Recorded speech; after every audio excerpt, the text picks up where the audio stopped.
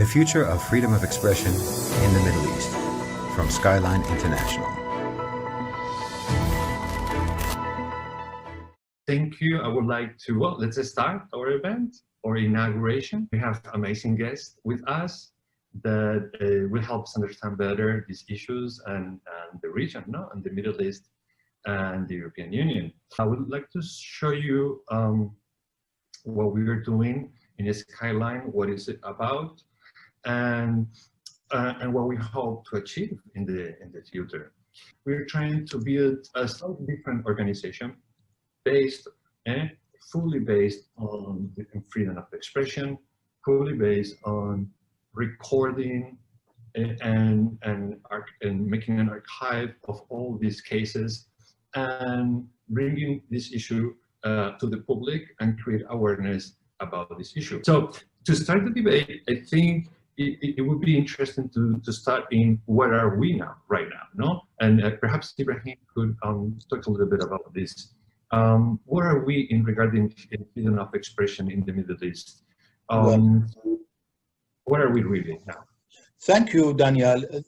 The reality we witness at the moment, the worst situation for human rights, and in particular for freedom of expression across the MENA region. If you go back to 2000, the year 2000, you see all our colleagues, they were free, working for human rights publicly, participating in various international meetings, including the 3 sessions of the UN Human Rights Council in Geneva. But now we are in 2020, most of our colleagues now in prison. Dr. Mohammed Al-Qahtani in Saudi Arabia and his colleagues. Women human rights defenders, Lujain Al-Hadlul, Nasim Al-Sada and Samar Badawi and others. If you go to Emirates, Ahmed Mansour, Dr. Nasser Ibn Ghaid, Dr. Mohammed Al-Rukun, Dr. Mohammed Mansouri, and it's the same. The list is very long. If you talk about Syria and other countries in Egypt, our colleagues are attacking daylight in the streets, such as what happened to Jamal Eid, the head of the Arabic Network for Human Rights Information. So I would say that we are facing really some of the most oppressive actions against civil society organizations and against the vendors of the freedom of expression. Now, I could outline the trends that we are seeing at the moment. The independence of the media is not respected. Shutdown of all the independent newspapers, such as Al-Zaman in Oman and Al-Wasat in Bahrain, targeting all those people who are trying their best to comment on public affairs. Now, I could tell you one thing that is really very clear, very visible to any observer. The traditional media is owned by governments or by pro-government groups, and on occasions by the intelligence themselves. So people went to the social media networks to express their views. Then oppressive governments created cybercrime law to imprison online activists. So that is we could to some extent, sorry to stop you there, Khalid. So we could I mean, from your words, I could take 2 things. There is sort of war on freedom of expression, if you would like to speak it like this, and perhaps as the technology governments were not, being smart enough or understanding the technology early enough, the people use the technology to express their opinion, no? And before, during the Arab Spring, no, during that period of time, we saw this explosion of freedom of expression in the region. Everybody was talking in Twitter, in Facebook. Everybody was able to, people needed to express this idea, but governments catch up with the technology, they catch up with the law. Perhaps Radha here could, also perhaps tell us something about this too. Yeah, I mean, just as you were touching on, I mean, it's the opinion of against governments. It's speech against a regime, against a justice system, obviously, that's getting people arrested or tortured even, or thrown in secret prisons. But then it's going even a step further than that, I think. And as you know, with the UAE cybercrime laws are a great example of how that can not only affect people who are speaking negatively about the government and social media users, but it goes so far as to criminalize social media posts that have even been made from outside of the country. So we actually had someone arrested just last year, and they had made a post in the United Kingdom about 18 months before traveling to Dubai. And when they arrived in Dubai, they were arrested for that post, even though it wasn't even made in the country.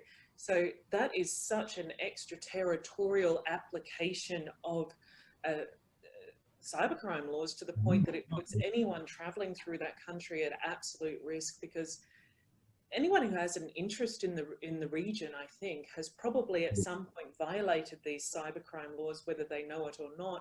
And that can simply be just from sharing a post on Facebook or sharing a news item on Twitter or something like this, that could actually be illegal. And of course, they're probably not going to be arrested at the airport on arrival, but if anything else happens or they annoy someone else, that person might stalk their historic social media posts and find something and then report them, and then they can be arrested for that. So I think that's a huge oppression of freedom of speech. But then there's also, I mean, it goes to the extreme of, if you give a hotel a bad review, or you rent a car and you review them and give them 1 star and complain about their customer service, people have also been arrested for that. So I think it's gone to quite an extreme, and you have journalists working over in the UAE, Bahrain and Qatar, who are just absolutely scared to tell the truth, because of course they're not allowed, they're government controlled, and they can't wait to sort of leave the country and actually speak about, you know, their experience over there. So they're at great risk of being arrested if they happen to not toe the line entirely. And I've spoken to CNN journalists over there and Fox journalists who have said that, you know, they're worried. They do everything under the radar, but they're certainly worried. And, you know, they use VPNs to communicate. And of course, having a VPN is illegal because they can't, monitor you as much as they want. They would like to. And here perhaps Antonio also could bring something about what is the European Union about doing about this, or if is the European Union aware of these issues and they're doing anything about it.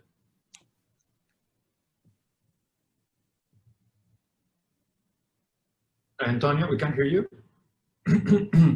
That's to the mute.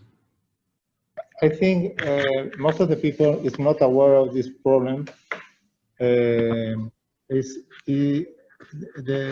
restrictions of the free speech is so strong in all the countries. I think it's very difficult, it's very different, the position the people of the about, for example, global warming or data protection. Most of the people are so aware of this problem, but I think it's necessary the mass media and awareness, no? More awareness. I don't know. It's necessary to press or aware European Union of this problem, because it's terrific, the situation now, the free speech in the most of the countries, especially in the Mediterranean region. And going back to this matter, Khalid, what do you think we're seeing this war? I mean, what did all this is unfolding? What is this so much pressure to limit freedom of expression online? If you scratch a little bit on the surface, many countries in the MENA region, in their constitutions, they recognize freedom of expression. And even, you know, though we don't know, they do not honor maybe, you know, the articles in the constitution, however, it's recognized, it's something that is there, no? What is happening, Khalid? Why is this war at this time? No, why is this pressure at this time happening? Well, you need to study the mentality of the ruling families and oppressive governments in our region. Okay. They just don't want any threat to their hold of power. That's number one. And you mentioned the Arab Spring, and after which really they felt that really people have power. And as you know, human rights defenders and independent journalists, always they are in the front line. They are having that power to mobilize populations. So that is the real equation here for governments to feel that people who are working for human rights, independent journalists who are working on corruption, and other civil society actors are a threat to their hold of power.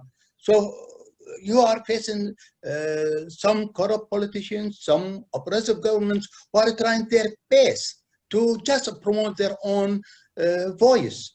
Any other voice will be targeted. Any other activity in the name of human rights will be treated really so badly.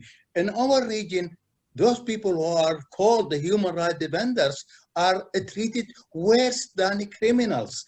Criminals, they could be released after serving 2/3 of their sentence, and they could travel anywhere. But defenders, those people who are defending freedom of expression, they will stay in prison. We have them in the Emirates. They are still in prison, and other places. They don't know why they are in prison and for how long.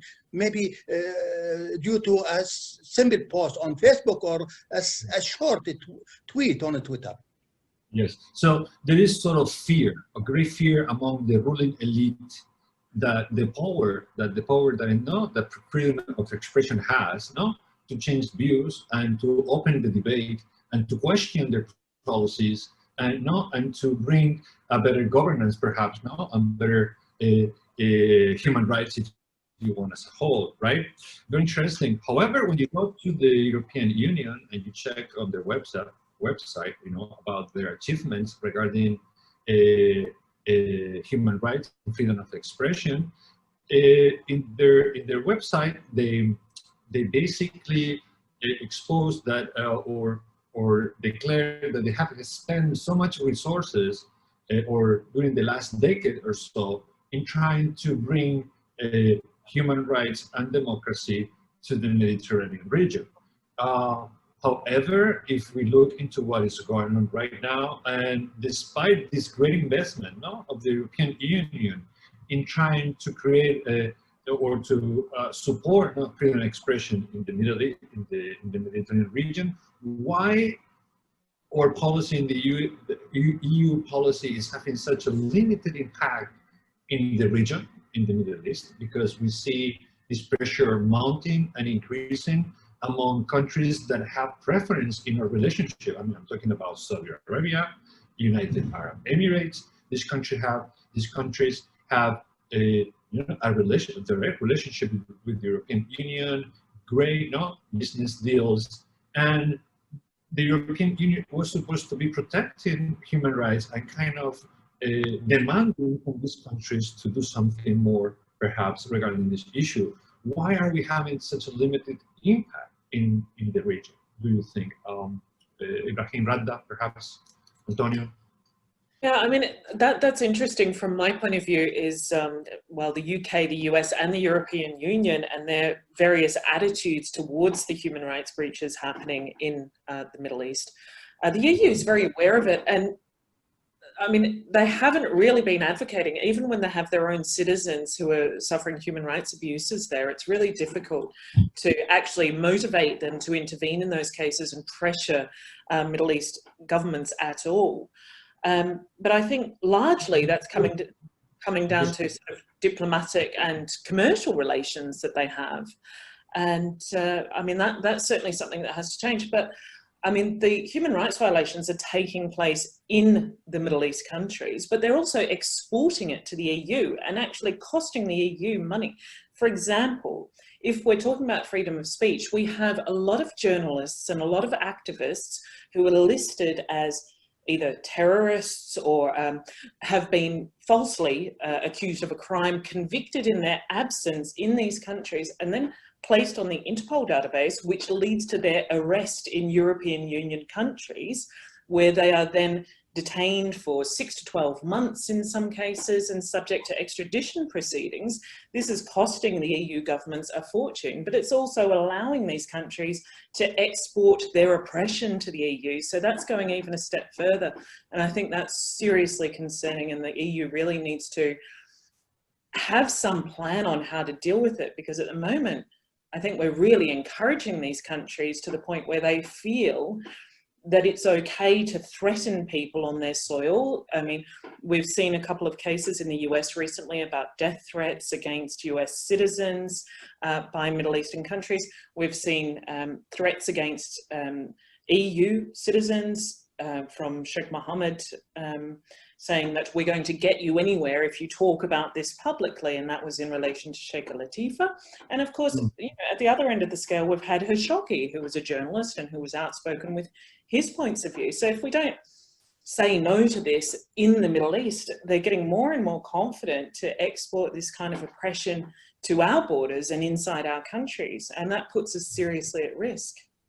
There is a lot of coordination. Like if you know how European foreign policy works, we have 21 members, EU members, that each one has its own foreign policy, and to coordinate such efforts seems very hard and difficult, and that brings chaos. Brings a little bit of lack of control, where perhaps these states are able to get with it without much problem, without much pressure from the European Union, where there should be much more pressure about what's going on and saying, hey, you're doing things that it's not okay. You should be changing your laws, changing, how you work, and that I think it's a big problem. This lack of coordination within the European Union. And I mean, there's some other things that I've noticed in some cases that I've been dealing with coming towards European citizens, is when they are actually exercising their free speech or complaining about a regime or a ruler in a Middle Eastern country, that going to the extent of hiring and instructing and employing our own companies and our own specialists in those areas to even breach laws within the EU. So we're talking about hiring people to hack human rights activists, to hack journalists, to hack people who are litigating against them in the US and Europe. So again, they're using their money and their influence and their power to infiltrate the private sector in Europe, which is pretty much unregulated when it comes to this kind of dealings. It's fairly new, and the kind of lobbying efforts that they're paying for in our countries as well. So I think that's something that maybe needs to be looked at too.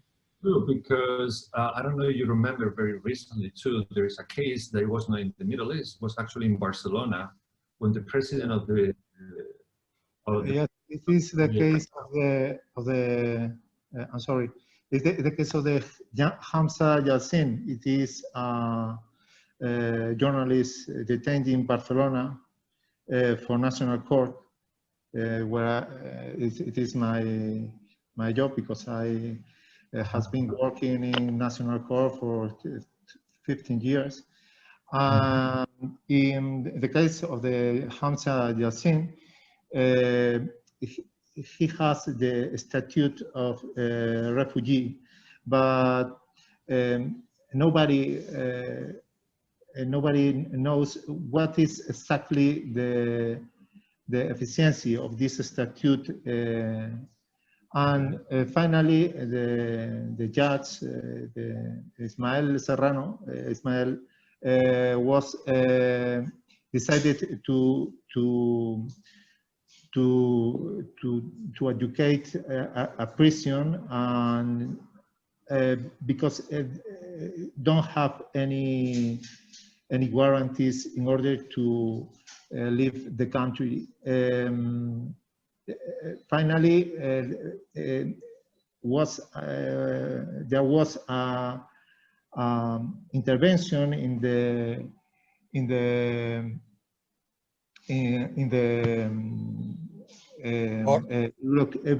European Parliament, and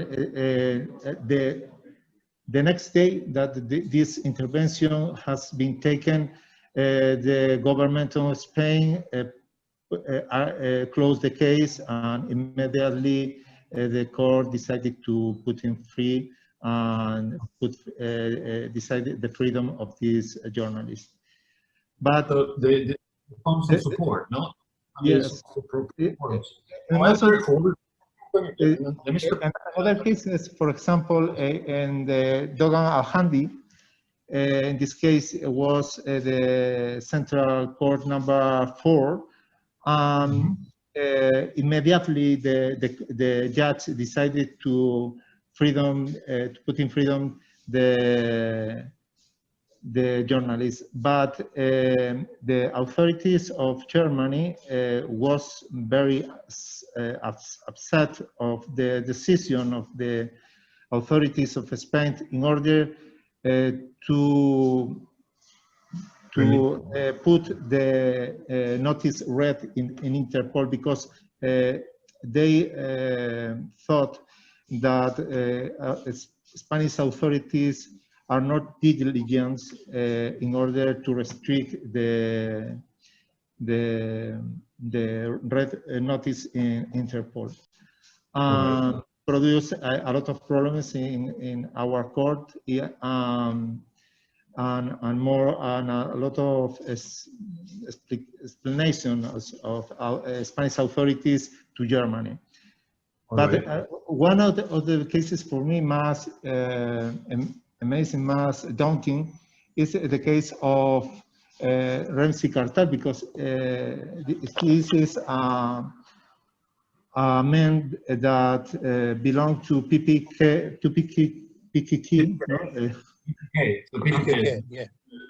Yes, he was detained, but for 4 countries, and in Spain detained again. And everybody was thinking we are crazy, because it's not possible that some people suffer the same situation another again. And I think it's a lack of coordination. And in most of the cases, I think the authorities take some agreements with other countries that are not positive for human rights. Human rights, and now, I think you brought about a very interesting point, not how sometimes regarding cases within the European Union we see a lot of disagreement. However, there was a particular case in Catalonia. Also, you could also relate to this case. It was Roger Torrent. He's the president of the Catalonian Parliament. Yes. That very recently discovered in his phone that his phone was hacked by an application called Pegasus. It's a military application to basically take over your phone. This software is developed by Israel, but Israeli military.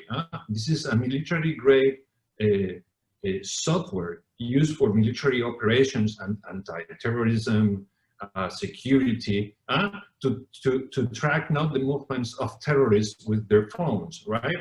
So there's been, and this is what Radha was talking about, there's been sort of leak between the private sector, with the Israeli military sector, with the private sector, where men that were trained in the military, Israeli military, open enterprises, benefiting from the technology that they created in the military, and sometimes that enhance their users, their power to spy on devices and to and this software it is developed, that is being developed by a military company, is being sold now worldwide to any government that desires to purchase this software and use it with with their citizens. When we know that most, human rights protects the right of privacy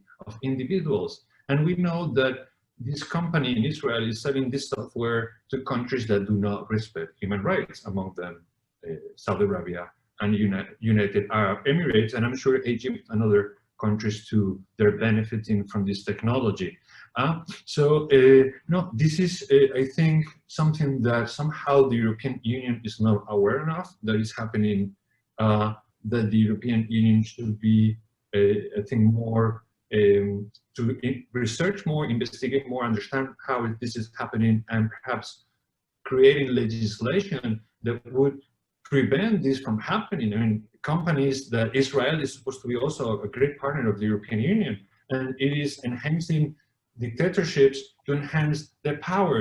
That should be incompatible with being part of the of the club of the European Union. That's how I see that, right? Khalid, how do you see all this issue? Well, to be honest with you, I raised this issue many times in a lot of EU meetings, and it is ongoing. For example, our website is blocked in Saudi Arabia and United Arab Emirates. Likewise, hundreds, if not thousands, of websites that focus on human rights. They are blocked using soft and hardwares imported from the West. There are companies across Europe and in Canada and in other countries.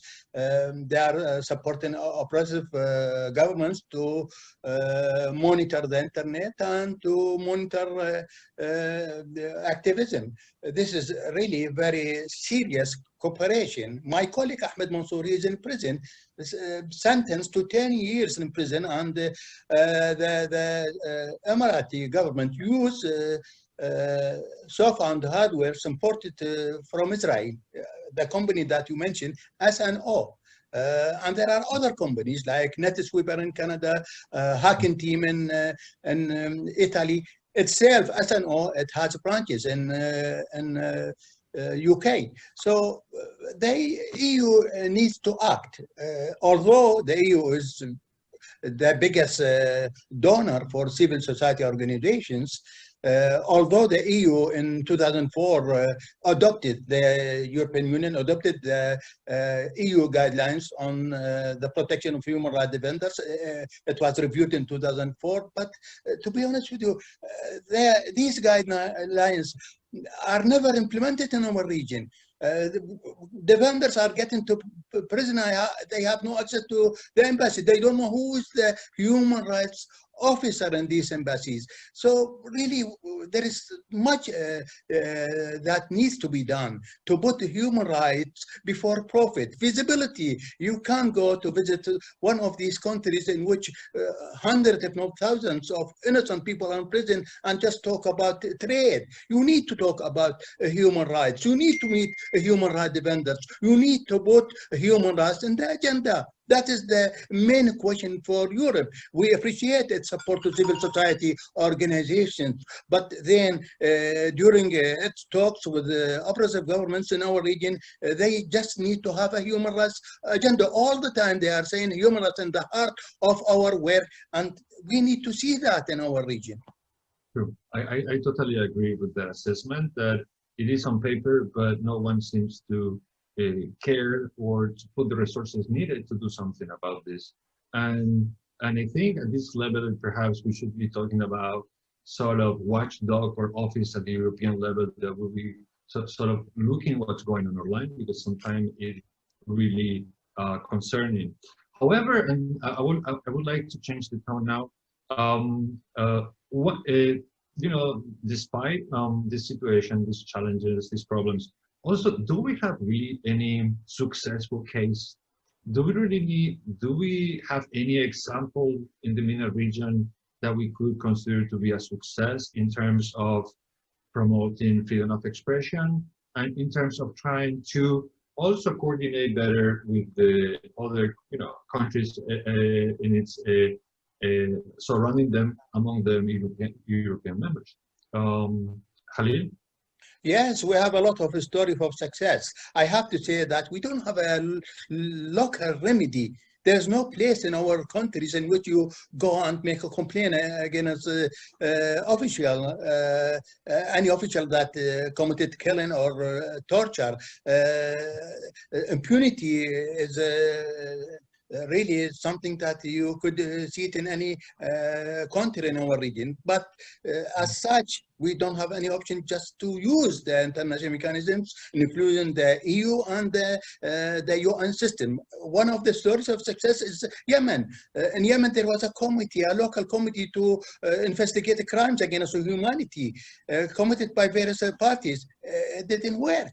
They did nothing. But then European countries with other countries, they managed to set up the international expert committee that is doing an excellent job investigating crimes against humanity in Yemen, led by Kamal Jandoubi, a human rights lawyer, very well known for his human rights work in Tunisia. He's still working, and we are also working with various European countries and civil society organizations to enforce their authority and their mandate. Still, they are going on in their work. And also there are other stories, lot of stories. Isra al-Ghumgham, a peaceful protester in Saudi Arabia, she faced death penalty, but with a wide international campaign, we managed to force authorities in Saudi Arabia to publicly say she is not facing death penalty anymore. There are a lot of examples, but I give the floor to my colleagues.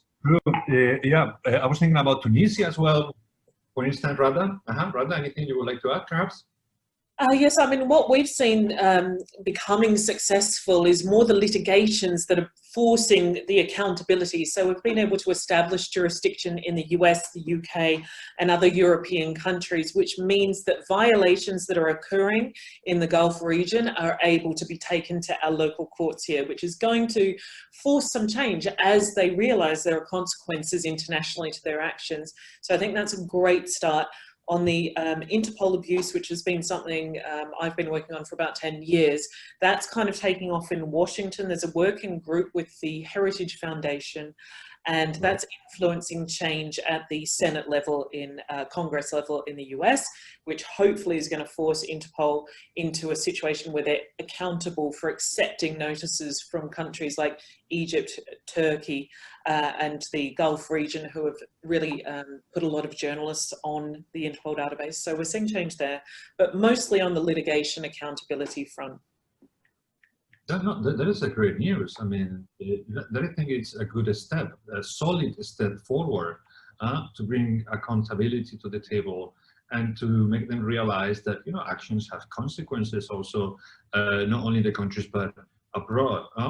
Very interesting. Also, I was reading or watching some videos on YouTube, that they claim that Tunisia has become sort of a model, a democratic model in terms of human rights also, that is doing great steps. I'm not saying that Tunisia is perfect, but it is sort of managing very well a transition from dictatorship to a more democratic form of government where human rights and freedom of expression are a priority. Do you agree with this? Sorry? Do you agree with this assessment that Tunisia is becoming a model that perhaps could be even could influence the I'm not saying going to export it, but could influence its neighbors, and it is becoming sort of an exception in all this drama and problems we're seeing in other regions, in other parts of the Middle East? Middle East, I don't know. As far as I'm concerned, I am studying the case of Morocco. Morocco is a country that is so integrated in the international community. And for me, I am so pessimistic about the situation because the main tools that the Statute of Refugee and the right of asylum is in nowadays is nothing in most of the country, because it's very difficult, the proceedings, and it's confused the situation of the people who are requested or who are persecuted by other countries, and other problems, economical problems that is not the case. But I recognize that the European Union have made a big effort in regard to the promotion, or for example, it's so interesting the guidelines that the Council publish every year. Is so interesting that the conclusions and support of the Association of Journalists and other countries, but for me it's difficult to recognize aspects positive in nowadays. Antonio, so what I'm understanding, you have a very pessimistic view about the future, and this is where I would like to move on now. You know, given that we have spoke about all these matters right now, how do you see the future coming? Antonio already made, you know, sort of assessment. I see this pessimistic. I think we're moving slow, basically, and things are not, you know, it's too little, too late. Let's say too little, too late to make a difference. How do you see this, Ibrahim and Radha? As pessimistic as Antonio, perhaps? Well, Radha, go ahead, Radha. No problem. I mean, I'm seeing the Israel-UAE deal. I think free speech in Israel is quite strong. You've got oppositional newspapers there. I think that's going to have a positive influence as far as change. I think it's inevitable. I mean, they can't keep going as they are and expect to play in the international community. They can't keep the current cybercrime laws up in the UAE and expect tourism to keep going without, you know, the impact as far as hacking and the utilization of forces against us. Again, I've got cases at the moment going on, litigations against these the parties that have been utilized by the Middle Eastern countries to hack. So I think that's also going to have to change. I am optimistic. I think it's going to take a while, obviously. They don't want to change overnight. They're going to lose out in certain ways and gain in others, but I do think it's inevitable. And I think as each country sort of pushes the other one, they're just going to have to do it. There's some leverage, like modernity and the times are catching up somehow, and you want to, if you want to develop an economy, to work with tourism, to attract investment to your country, you would definitely start taking seriously some of these issues. And Ibrahim, how do you see this? Well, I share optimism with Radha. I am very optimistic about the future. I know that the peaceful change is coming, and it will take time. We have chronic problems across the region, the lack of respect to public freedoms, including freedom of the press, freedom of expression, and other kind of freedoms. But the reality, we are witnessing the emerging of a strong civil society movement. Look at Iraq, the popular movement that started on the 1st of October 2019. They are still there in Al-Tahrir Square in the very heart of Baghdad and other cities.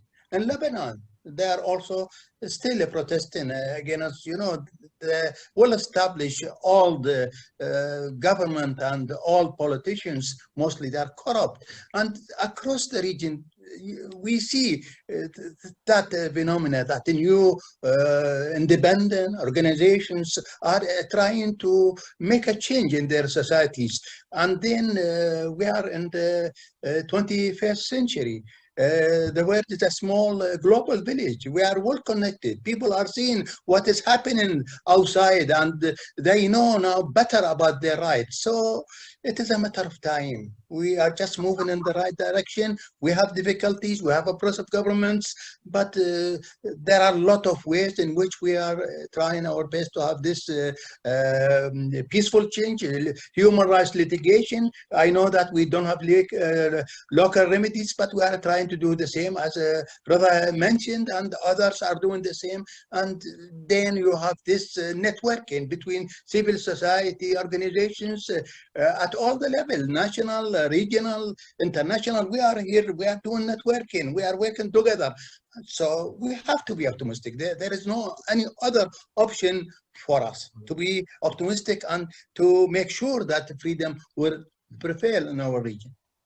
Antonio, perhaps with you now that you look like the pessimist in comparison with this great optimist. I would like to ask, what would you like to see happening in the recent near future? Perhaps what would you desire? What would you really think it would make a difference in this issue happening in the near future? Let us hear from Antonio, because we want to, yeah. I have been a witness of evolution and progress in mutual cooperation, in cross-border cooperation, in criminal matters, for example, is so interesting. But I think most of the government have a lot of fear. They are scared about the possibility to transmit information free. We must remember that the recognition of freedom of expression implies a lot of restrictions of state controls, and it's possible to use for most of the radical groups. This group has the first to use the freedom of expression. But this fact have a translation, it have produced a lot of problems in order to mutual confidence, the necessary trust in the countries. For example, the question about internet, a lot of countries are restricted the internet and the transmission and the information. Finally, the governments are working in order to protect his own interests in not to mutual confidence. That is the only solution for free speech. And Radha and Ibrahim, perhaps, what would you like to see in the future? What we can do better at the European level? How do you see? What would you like to see happening? Perhaps, what direction would you like to see these things going forward? Though I got already an idea, I think, for some of the words you said before.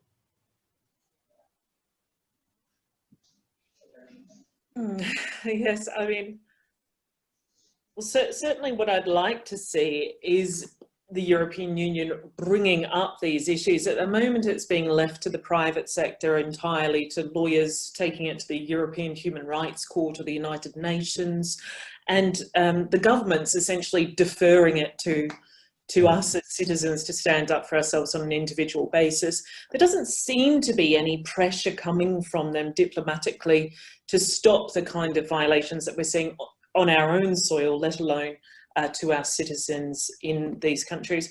I think that the governments are allowing Gulf nations basically to market to our citizens. That's, in the private area, in the media, public relations agencies, and they're not even issuing warnings to their citizens about what could happen to them if they go to these countries.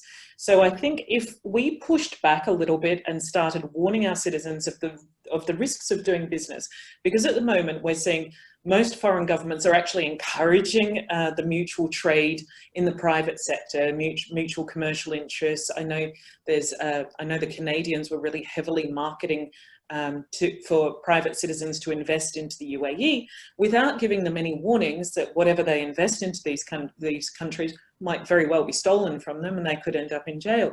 So I think that governments could absolutely just make a very, very important start by warning their own citizens about the risks. allowing all of that marketing, allowing all of that selling from the Gulf without giving the warnings is a green light to these countries that they can do whatever they want and we don't care. And I think if we give those warnings, that would be quite sufficient to let those countries know, okay, we're going to have to change if we want to continue doing business at this level. And it really, most change comes down to commerce, and that's the bottom line. It's the financial investment. What do these countries want from us? Yes, they want us to go there and invest. They want us to send our best skilled engineers to develop, you know, for example, Qatar. And we're doing that willingly. We're allowing that, and we're even promoting Qatar, as an example, to our citizens in the UK, but not asking anything back in return. And I think that just needs to be done. And if we don't get those basic safeguards offered back to us in return for marketing these countries, it's not much of a mutual collaboration for everyone, and it makes it unsafe. So I think if we started to do that, warn people, then that will lead to that sort of change. And that can include free speech, and it can include any other issue that we see as a major human rights violation. Oh, outstanding, Rita. I mean, I'm amazed. you opened my head like, wow. That was amazing. You're right. Not how just warning people of what they're going to see or to may encounter in certain circumstances can create a pressure, can create a lot of pressure. And the country say, hey, this is how people look at us, that we're dangerous, no? And that, you know, that could lead to change, you know, that sort of very simple thing could lead to a great change. Really, that I'm amazed by this idea. Outstanding. And Ibrahim, how do you see this? Well, as somebody working in the field with the vendors, really, there are some short-term activities or actions that could be taken by the European Union. They are not costly. They could do them immediately. Just to open up their embassies, to implement the EU guidelines on the protection of human rights defenders, to show visibility.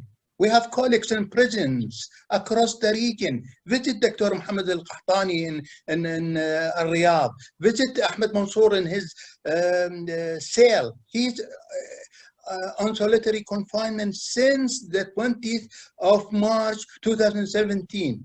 That is torture, psychological torture, to put somebody in isolation for many years. So it is not going to take them that long to demand a visit, to see him as international observers, and they have that ability. So I'm asking for visibility as a short-term action that could be taken. I'm asking for them to implement the guidelines, to show support publicly to the human rights defenders and to the independence of the press. I want them, when they visit our countries, to meet with civil society organizations, to say that we ask you, governments, to stop targeting of those people. They are just innocent citizens. They are looking for a brighter future for everybody. That is for the short-term actions, but for the long-term, really, you need to have a strategy. It's about you and me and everybody, as Radha said. Like, if you are going to imprison every peaceful voice in our region, we are going to pay the cost. Look at those who attack in New York and Paris and all the cities, Baghdad. You know, they are terrorists. And as my colleague Samar Badawi said, if you put all the peaceful voices behind the bar, only the terrorists will be out there. So we have to work together. We need to have a strategy for a peaceful change in our countries. They need to really to look at the cause of their support to oppressive governments. One of the main reasons why my colleagues are still in prison is this unconditional support given to oppressive governments in our region, whether by some countries in the EU or by mainly by US and UK. So we have to address that. We have to end that. And for that, we need a strategy to work. That will take some years to come. Thank you. I mean, Ibrahim, you're talking about kind of like the big thing, no? At diplomatic level, at the political level, being more, to pressure more with a coherent strategy that we unify our forces. Though since I've been familiar with working with diplomacy in the Spanish embassy in Beirut, you know, I work as a translator, and I seen many missions coming, you know, from Spain to Lebanon to do business, huh? Yes. Either to wine or to sell cars or whatever, you know. And these were great missions. I mean, we're talking about 10, 12, 13, 14 businessmen coming to the country. And with all honesty, at any time, at any moment, the issue of human rights, freedom of expression, or what's going on was included in the agenda in any way. If ever was actually hidden and always kept as a way. Unfortunately. Like, you know, as much, you know, there is always the idea to give the impression that Lebanon was, you know, sort of a nation democracy coming out of the civil war, and things were working fine. Well, you know, that's yes, Ibrahim, that's the great work, and I think we need to start planning that strategy that you just mentioned. Finally, I think more or less we have discussed the future of freedom of expression. Can you believe it? Huh? In 1 hour, we have take on so many sides and on so many topics. I really want to thank all of you. I think this has been a great debate, more than expected, with all honesty. And very soon you will see a report now with your views and with all these interventions that I think is crucial to help shape our you know, organization as well, and to start thinking of the strategies, as Khalid was mentioning before, and the goals we want to develop for the coming year. And I would like to invite you on other occasions, perhaps, to talk to discuss other topics in relation of freedom of expression. And of course, Skyline is here to help you and to, you know, to collaborate with you in other projects that you are thinking of to support freedom of expression in the Middle region. Take care, guys, and see you soon.